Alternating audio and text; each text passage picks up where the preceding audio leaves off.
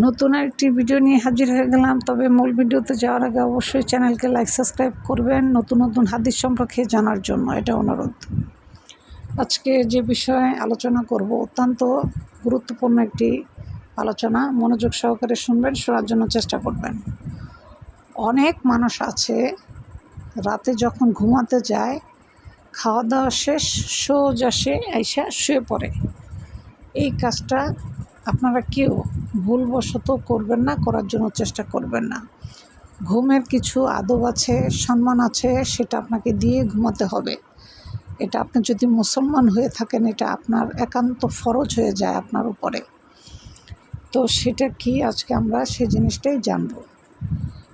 আপনি যদি ঘুমাতে যান, সবার আগে ঘুমের দোয়া পড়বেন। আর সেই ঘুমের দোয়া হচ্ছে আল্লাহুম্মা বিইসমিকা আমুতু ওয়া আহিয়া, আল্লাহুম্মা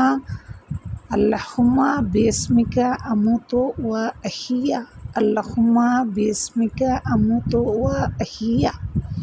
এই দোয়াটি আপনি 3 বার পাঠ করে ঘুমাবেন। তাহলে সারা রাত আপনি ইবাদত করার সওয়াব আপনার আমলনামায় লেখা হবে।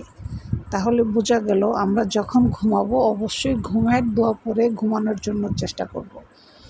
এর ছোট্ট একটি দোয়া 3 বার পাঠ করলেই সারা রাত ইবাদতের সওয়াব আপনার আমলনামায় লেখা হবে। তাহলে বুঝেন যে এই আমলটি কত বড় একটা ফজিলতের আমল। তাহলে আমরা অবশ্যই সবাই করার জন্য চেষ্টা করব। আর আল্লাহ যেন সবাইকে করার তৌফিক দান করে। আমরা সবাই একবার বলি আমিন।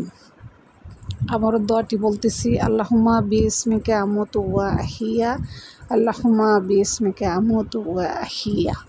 এটা হচ্ছে ঘুমের দোয়া। আপনি 3 বার পরে ঘুমাবেন, সারা রাত আপনার আমলনামায় আমল লেখা হবে। বা সারা রাত ইবাদত করলে যে সওয়াবটুকু আপনার মানুষের হতো, সেই সওয়াবটুকু আপনার আমলনামায় দেওয়া হবে।